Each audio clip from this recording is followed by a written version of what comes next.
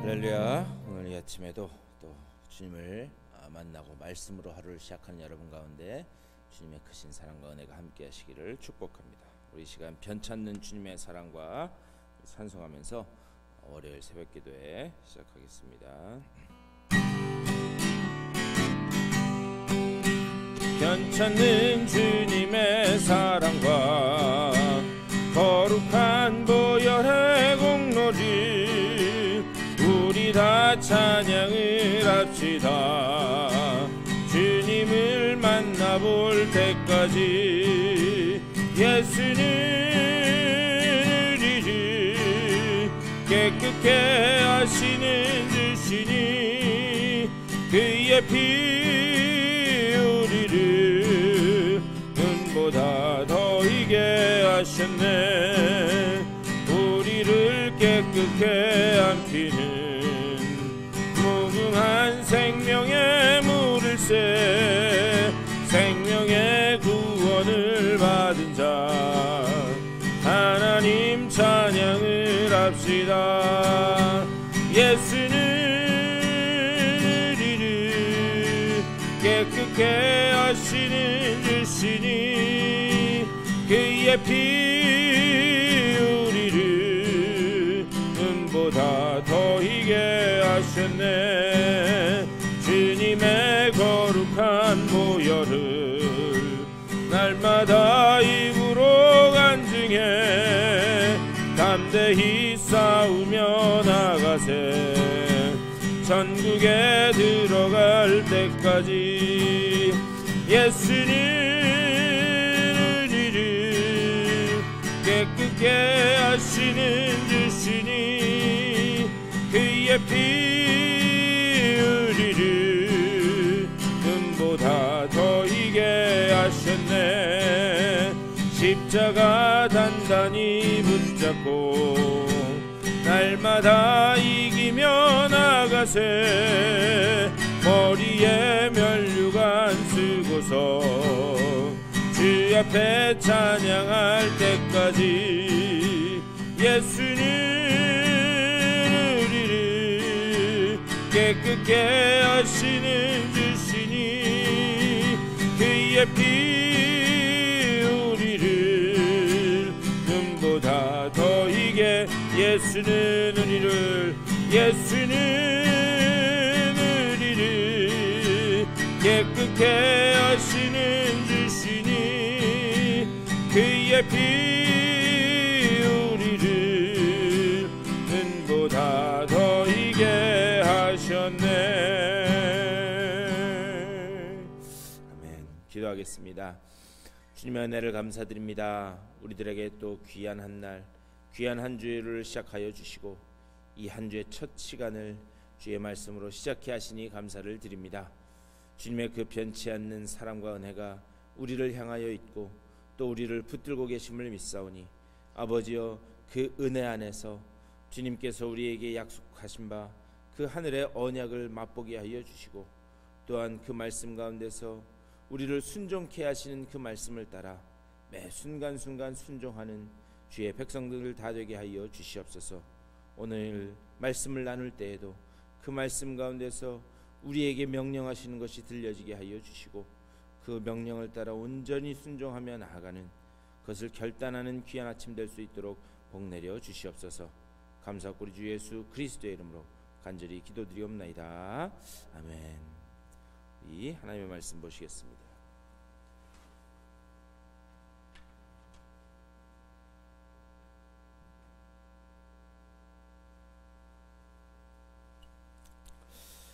오늘 사무엘상 21장 말씀 보시겠습니다. 사무엘상 21장 1절부터 6절까지의 말씀, 1절부터 6절까지의 말씀 우리 다 같이 한 목소리로 받들어 읽겠습니다.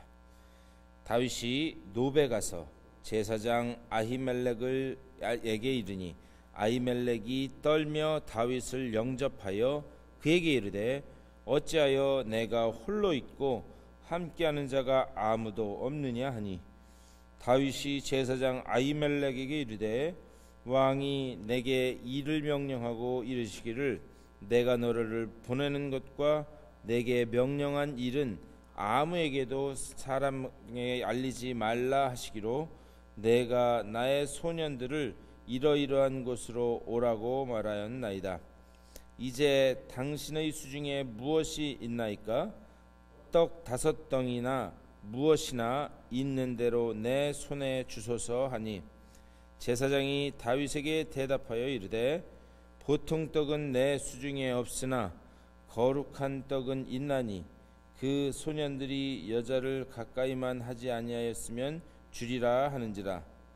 다윗이 제사장에게 대답하여 이르되 우리가 참으로 3일 동안이나 여자를 가까이 하지 아니하였나이다. 내가 떠난 길이 보통 여행이라도 소년들의 그릇이 성결하겠거늘 하물며 오늘 그들의 그릇이 성결하지 아니하겠나이까 하매 제사장이 그 거룩한 떡을 주었으니 거기는 진설병 곧 여호와 앞에서 물려낸 떡밖에 없었음이라. 이 떡은 더운 떡을 드리는 날에 물려낸 것이더라. 아멘. 이 말씀 가지고 또 말씀 나누도록 하겠습니다. 우리 토요일에 20장 말씀, 사무엘상 20장 말씀을 통해서 하나님의 그 놀라운 은혜를 그 경험한 그 다윗의 모습을 말씀드렸습니다. 그가 하나님의 놀라운 그 은혜를 체험했음에도 불구하고 그의 문제는 어디에 있었는가? 하나님의 약속을 기다리지 못했다라고 하는 거예요. 하나님의 약속을 끝까지 기다리지 못하고 결국에 어떻게 하는가? 요나단을 찾아가서 인간적인 방법으로 그 자신의 환난을 극복해 보려 하는 그 모습을 우리는 20장 모습에서 봤습니다.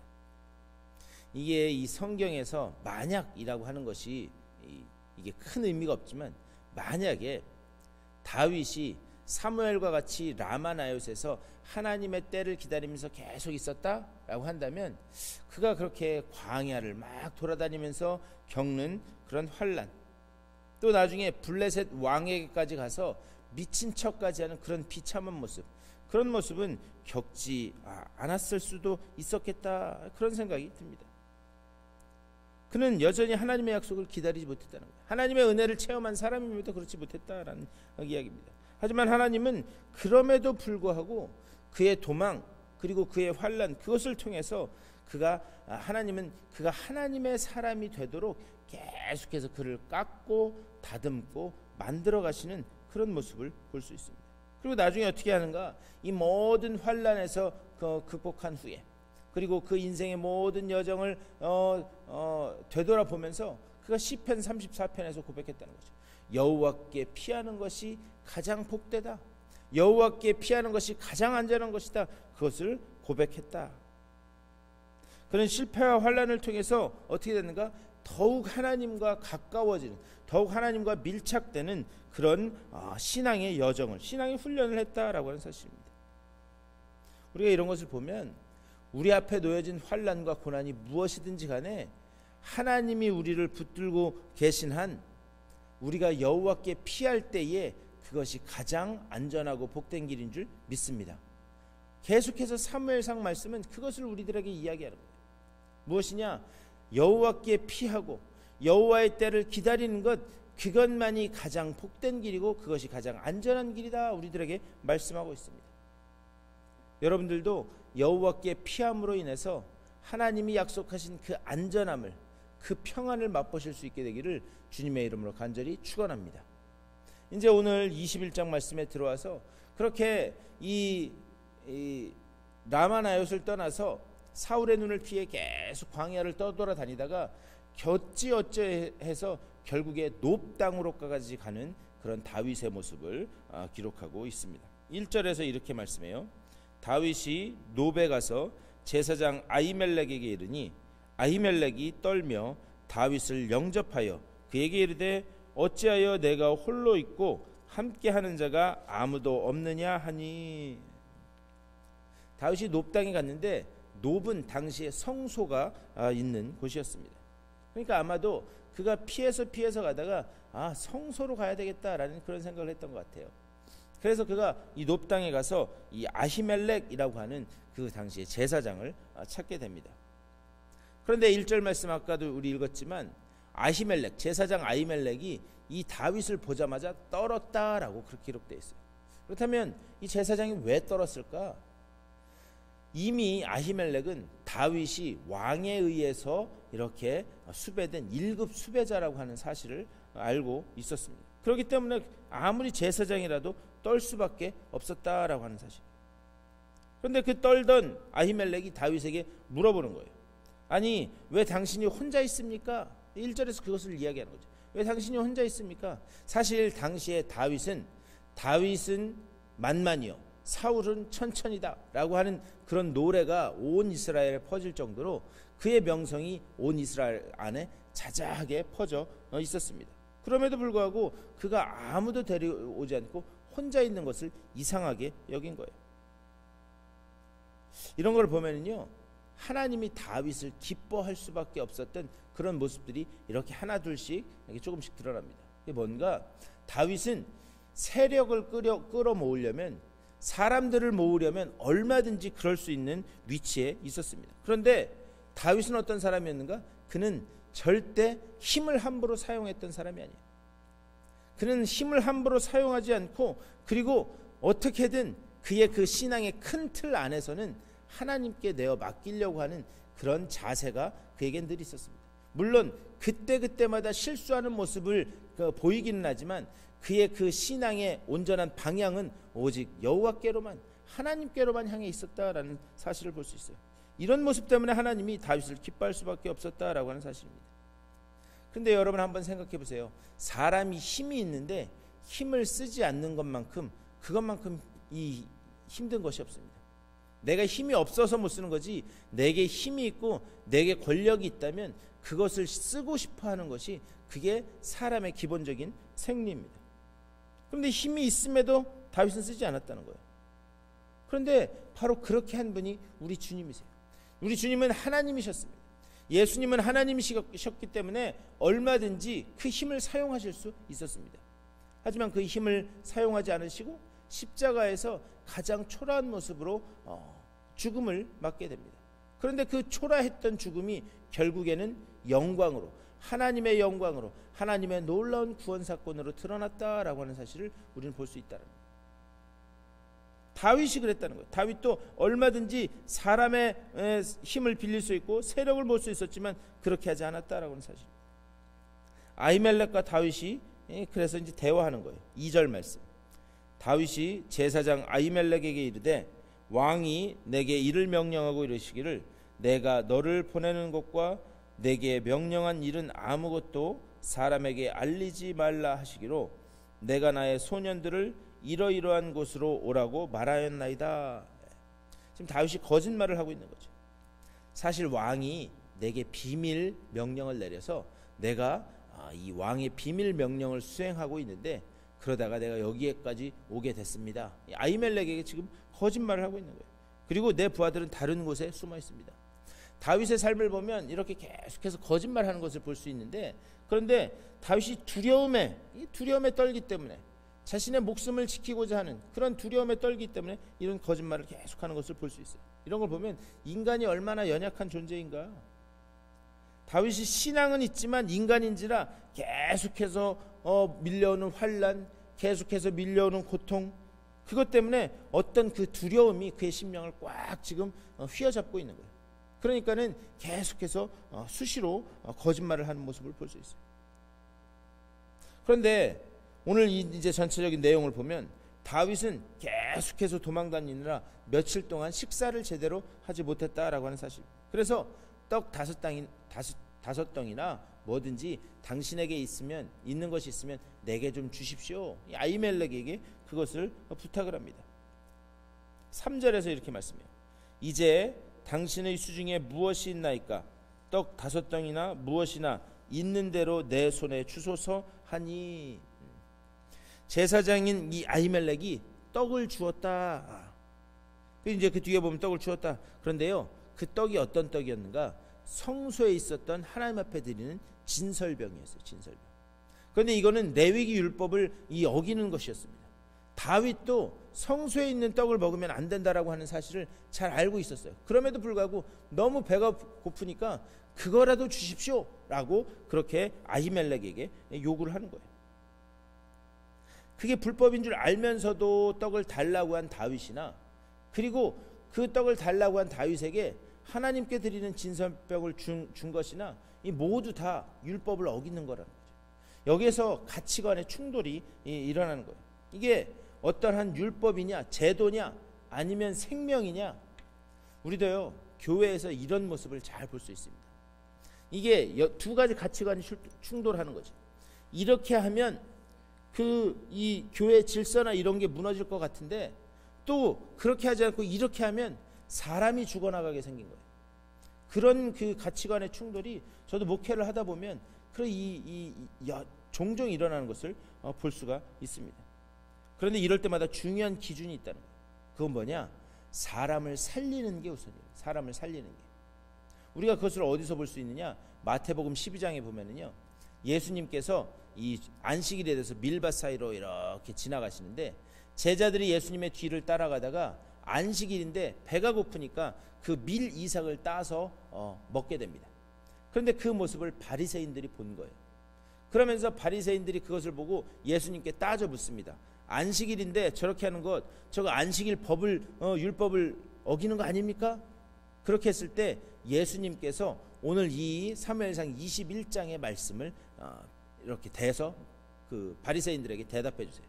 뭔가, 아니 다윗도 진설병, 제사장 위에는 먹을 수 없는 그런 그 떡을 아히멜렉에게 달라고 하고, 아히멜렉도 그것을 내어준 것을 너희가 알지 못하느냐? 그러면서 안식일의 주인은 나다. 그 말씀을 계속해서 이제 마태복음 12장에서 이렇게 해가면서 결국에 예수님께서 거기서 하시는 말씀은 뭐냐? 율법이 먼저냐? 사람을 살리는 게 먼저냐? 율법도 사람을 살리기 위해서 하나님께서 주신 것이다 라고 하는 말씀을 하시는 거예요. 결국 그 율법을 어긴 아히멜렉, 그리고 그것을 불법인 것을 알면서도 이 떡을 달라고 한 다윗, 그들의 손을 예수님께서 들어주신다라고 하는 사실입니다. 주님께서 하시는 말씀이 뭐냐? 법보다 우선하는 가치가 뭐냐? 배고픈 사람을 먹이고 살리는 것이다. 그것을 말씀하는 거예요. 결국 아히멜렉은 그 다윗에게 진설병 떡을 내어주게 됩니다. 원래 그것은 제사장들만 먹을 수 있었던 거예요. 그런데 내어줘요. 그리고 다윗이 그것을 먹게 됩니다. 결국 어떻게 되느냐? 저 뒤에 가면 아히멜렉이요, 다윗에게 이 떡을 준 사건 때문에 자기는 처형을 당하게 됩니다. 6절에서 이렇게 말씀해요. 제사장이 그 거룩한 떡을 주었으니 거기는 진설병 곧 여호와 앞에서 물려낸 떡밖에 없었음이라. 이 떡은 더운 떡을 드리는 날에 물려낸 것이더라. 그리고 나서 7절에서 이렇게 말씀해요. 그날에 사울의 신하 한 사람이 여호와 앞에 머물러 있었는데 그는 도액이라 이름하는 에돔 사람이요 사울의 목자장이었더라. 도액이라고 하는 사람이 그 노비라고 하는 성소에 무슨 이유에서였는지 거기에 있었다는 거예요. 그런데 지금 이 아히멜렉과 다윗 사이에 벌어지는 대화와 이 광경을 다 목격하게 됩니다. 그런데 나중에 이제 우리 내일 모레 보겠지만 이 22장 22절 그 이하를 보면 다윗이 그 사실을 알고 있었어요. 도액이라고 하는 사람이 자기와 이 아히멜렉 그 제사장과 이렇게 이야기하는 그 사실을 듣고 있다라는 것을 다윗도 알고 있었습니다. 그래서 22장 22절에 이렇게 말씀해요. 다윗이 아비아달에게 이르되 그날에 에돔 사람 도액이 거기 있기로 그가 반드시 사울에게 말할 줄 내가 알았노라. 내 아버지 집의 모든 사람의 죽은 것이 나의 탓이로다. 다시 말하면 이 아히멜렉의 아들 이름이 아비아달인데 그 아비아달에게 이야기하는 거예요. 내가 그때 도액이라고 하는 사람이 당신의 아버지와 나와 하는 이야기를 듣는 것을 알고 있었는데 그럼에도 불구하고 내가 계속해서 당신의 아버지 아히멜렉에게 이러이러한 것들을 요구했습니다. 당신 아버지가 죽은 것은 다 내 탓입니다. 내 책임입니다. 그 이야기를 하는 거예요. 그런데요, 이 모든 이런 스토리를 통해서 결국 어떻게 되는가? 나중에 아비아달이 그 아히멜렉의 아들인 아비아달이 다윗에게로 갑니다. 그리고 다윗의 제사장이고, 그리고 결국에는 다윗 왕국이 들어섰을 때 이 아비아달이 다윗 왕국의 이 제사장의 역할을 하게 됩니다. 그리고 나서 이제 8절에서 이렇게 이야기해요. 다윗이 아히멜렉에게 이르되 여기 당신의 수중에 창이나 칼이 없나이까? 왕의 일이 급함으로 내가 내 칼과 무기를 가지지 못하였나이다 하니. 무슨 말이냐? 이제 당장 배고픈 문제는 해결된 거예요. 당장 배고픈 문제가 해결돼서 배가 부르니까 기왕이면 창이나 칼 같은 그런 무기도 좀 내게 주시면 안 되겠습니까? 그것을 요구하는 거예요. 근데 거기서 뜻밖의 이야기를 듣게 됩니다. 그 성소에 골리앗의 칼이 보관되어 있었던 거예요. 그래서 그 골리앗의 칼이 보관되어 있어서 그 칼을 달라라고 다윗이 요구를 하게 됩니다. 근데 우리가 여기서 눈여겨봐야 될 게 있어요. 다윗에게 있어서 골리앗의 칼이라고 하는 것은 어떤 의미가 있는가? 우리 이미 봤지만 17장 41절 그 이하를 보면 다윗은 골리앗과 싸울 때 뭐라고 이야기하는가? 너는 칼과 창과 단창으로 내게 오느냐? 나는 만군의 여호와의 이름 곧 내가 모욕하는 이스라엘의 하나님의 이름으로 내게 나아가노라. 이렇게 이야기. 그러면서 그 전장으로 나아갑니다. 근데 여기서 유심히 봐야 될 게 17장 50절에서 이렇게 이야기해요. 다윗이 이같이 물매와 돌로 블레셋 사람을 이기고 그를 쳐 죽였으나 자기 손에는 칼이 없었다. 자기 손에는 칼이 없었다. 그런데요, 이 사무엘상 성경 기자가 자기 손에, 다윗의 손에 칼이 없었다라고 하는 것을 일부러 기록한 그 이유가 있습니다. 결국 골리앗은 누구의 손에 죽은 것인가? 하나님의 손에 의해서. 그리고 골리앗은 다윗이 죽인 게 아니라 자기 칼에 죽었다라고 하는 사실을 남기기 위해서 일부러 이것을 기록하고 있는 거예요. 결국 너는 칼과 단창으로 내게 오느냐? 나는 만군의 여호와의 이름으로 나아간다 라고 하는 다윗이 아직 신앙이 때묻지 않았을 때 그런 기계, 하나님만을 바라보는 그런 살아있는 믿음으로 이뤄낸 기적같은 승리를 거기서 기록하고 있습니다. 그런데 9절에서 무엇라고 이야기하는가? 오늘 9절 말씀 21장 9절 제사장이 이르되 내가 엘라 골짜기에서 죽인 블레셋 사람 골리앗의 칼이 보자기에 쌓여 에봇 뒤에 있으니 내가 그것을 가지려거든 가지라. 여기는 그것밖에 다른 것이 없느니라 하는지라. 다윗이 이르되 그 같은 것이 또 없나니 내게 주소서 하더라. 지금 다윗이 성소에서 구하는 것이 골리앗의 칼이에요. 그러면 골리앗의 칼을 보면서 뭐라고 이야기하는가? 이것보다 좋은 게 없네요. 그거 주십시오. 지금 이야기하는 거예요. 그 칼이라고 하는 것은 어떤 의미였는가? 하나님의 기적적인 승리, 하나님의 함께 하심을 맛보는 그것이 그 골리앗의 칼이었는데 그것을 달라. 그런데 그 칼의 결말이 뭐였는가? 자기 골리앗을 죽이게 되는 그런 자기를 멸망시키는 그런 칼이었다는 거예요. 이런 걸 보면은요, 다윗의 삶은 기본적인 큰 틀 안에서는 하나님을 떠나지 않습니다. 그런데 두려움이 몰려올 때는 우리가 하는 짓이나 다윗이 하는 것이나 이 성경 하나님의 말씀을 읽어보면 이게 다 똑같은 것을 볼 수가 있어요. 다 거기서 거기인 거죠. 결국 다윗은 어떻게까지 하는가? 두려움에 밀려서 블레셋의 왕 앞에 가서 미친 척까지 하는 그런 이 비참한 그런 삶을 맞게 됩니다. 그런데요, 하나님의 말씀은 다윗의 이런 모든 실수와 실패와 좌절을 여과 없이 다 우리들에게 기록하여 보여주고 있어요. 왜 그런가? 그런 사람을 하나님이 어떻게 하나님의 사람으로 만들어 가는가, 그것을 보여주고 있는 거예요. 그것을 통해서 하나님이 우리에게 말씀하시는 거예요. 좌절하고 있니? 실패 가운데 있니? 고통과 환난 가운데 있니? 하지만 내가 그 속에서 너를 나의 사람으로 만들어 가겠다. 이것을 다윗의 그 이야기를 통해서 우리들에게 약속하고 있는 줄 믿습니다. 그러니까 그 실패와 좌절과 그것을 통해서도 하나님이 어떻게 우리를 만들어 가시는가? 제가 어제 설교하면서도 말씀드렸는데요, 우리의 믿음이라고 하는 게 뭔가? 우리의 믿음이라고 하는 것은 끊임없는 하나님의 설득과 집요한 하나님의 그 우리를 놓지 않으신 그 인자, 그 자비하심, 그것 때문에 오늘날 우리가 믿음이라고 하는 결과를 낳게 되었다. 제가 어제 말씀드렸어요. 우리의 믿음은 넘어질 수밖에 없는 그런 상황에서도 하나님이 우리를 붙들고 있기 때문에, 인자가 한이 없으신 그 하나님이 우리를 포기하지 않기 때문에 오늘 우리가 이 자리에 있을 수 있게 된 줄 믿습니다. 우리가 그 사실을 하나님의 말씀을 통해서 계속해서 볼 수 있습니다. 오늘 이 말씀을 통해서도 여러분 그것을 잘 기억하셨으면 좋겠어요. 비록 큰 틀 안에서 우리랑 마찬가지, 다윗도 우리랑 마찬가지라는 거예요. 우리도 큰 틀 안에서는 하나님의 말씀을 벗어나려고 하지 않습니다. 하지만 계속되는 환난과 고난과 우리의 상황이 그때그때 우리를 두렵게 하고 좌절하게 하고 포기할 수밖에 없는 그런 상황으로 우리를 내몰아간다라고 하는 사실입니다. 하지만 거기에서 우리가 반드시 기억해야 될 것은 무엇인가? 하나님은 이 상황을 통해서 우리를 하나님의 사람으로 만들길 원하시는 줄 믿습니다. 그렇기에 우리의 시선을 하나님 앞에 고정시키고, 그리고 하나님이 우리의 그 인생의 모난 부분을 깎아가면서 하나님의 도구로 만들어 가신다라고 하는 사실을 기억하면서, 하나님의 그 능력의 손길이, 그리고 하나님의 그 자비의 손길이 우리를 붙들고 있는 한 우리는 결코 망할 수 없는 줄 믿습니다. 그렇기에 우리는 포기할 수 없는 줄 믿습니다. 좌절할 수 없는 줄 믿습니다. 그 믿음을 내게 주셔서 그 믿음 붙들고 이 상황을 뚫고 나아가는 내가 되게 하여 주시옵소서. 오늘 그렇게 기도하심으로 또 오늘 하루의 삶 가운데서 하나님께서 주시는 놀라운 승리를 맛보시는 여러분 다 되실 수 있게 되기를 주님의 이름으로 간절히 축원합니다. 우리 기도하겠습니다.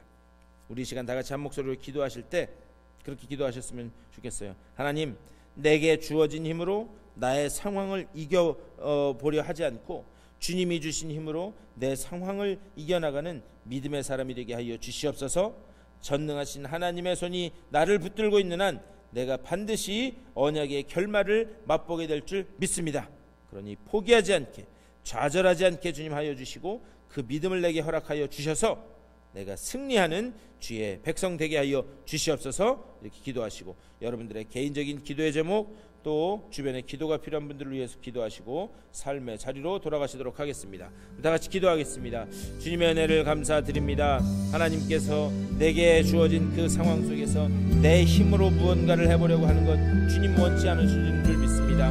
아버지여, 내가 처한 상황 가운데 오직 주님의 힘만을 구하게 하여 주시고 주님의 능력만을 구하게 하여 주시고 아버지 정말 주님의 인도하심만을 구하는 내가 될 수 있도록 인도하여 주시옵소서. 오직 나의 시선을 주님께만 고정케 하여 주시고 아버지여, 좌우로 눈 돌리지 않는 우리들의 삶이 될 수 있도록, 믿음의 여정이 될 수 있도록 주여 붙잡아 주시옵소서. 걸어가는 그 걸음걸음마다 하나님께서 어떻게 나의 그 앞길을 예비하고 계시고 아버지여, 내가 그 걸어갈 때 하나님께서 어떻게 내 손을 붙들고 나를 이끌어 가시는지를 보며 그 주님의 인도하심만을 바라며 나아가는 아버지여, 내가 될 수 있도록 주여 붙잡아 주시옵소서. 아버지여, 어떤 상황에서든지 주님께서 나와 함께 하시기에, 또한 무엇보다 주님께서 나를 끊임없이 설득하시고 아버지여, 나를 집요하게 놓지 않으시기에 아버지여, 내가 이 자리에 있을 수 있고 믿음의 백성 되었음을 늘 기억해 하여 주시고 아버지 정말 주님의 능력의 손이 나를 붙들고 계시는 한 아버지여, 절대로 좌절하지 않게 하여 주시고 포기하지 않게 하여 주시고 넘어졌을지라도 다시 주님의 말씀을 힘입어 아버지 주님 주시는 그 믿음을 힘입어 힘차게 일어나는 우리 모두가 될 수 있도록 주여 붙잡아 주시옵소서. 오늘 하루도 이 말씀이 아버지 저들을 살리는 능력의 말씀이 되게 하여 주시되 아버지 오늘 하루 걸어가는 길 가운데 어디를 가든지 주님께서 아버지 주의 사람을 만나게 하여 주시고 아버지 무엇을 하든지 주님께서 붙들어 주시는 그 은혜의 손길 가운데서 아름다운 열매들이 맺어지는 복된 날 될 수 있도록 주여 붙잡아 주시옵소서. 저들의 기도에 그 제목을 아시는 주님께서 저들을 찾아가시고요 아버지 정말 주님께서 위로하여 주시고 머리에는 지혜로 채워주시고 가슴 가운데는 예수 그리스도의 평안으로 채워주시며 삶 가운데는 주의 능력으로 아버지 붙들어 주셔서 아버지 저들의 삶을 통하여 오직 오늘의 하루의 삶을 통하여 하나님이 개입하시고 역사하시고 친히 이끌어 가시는 것을 볼 수 있도록 주여 인도하여 주시옵소서. 아버지 정말 그 가운데 하나님 앞에 영광을 올려드리는 복된 삶이 되게 하여 주시되 아버지 그 기도의 제목 하나하나마다 아버지 정말 주님께서 주의 뜻 가운데 주의 은혜 가운데 아버지 정말 온전히 응답되는 아버지 귀한 은혜가 나타날 수 있도록 주여 붙잡아 주시옵소서. 오늘 하루의 삶을 아버지 승리로 이끌어 가시고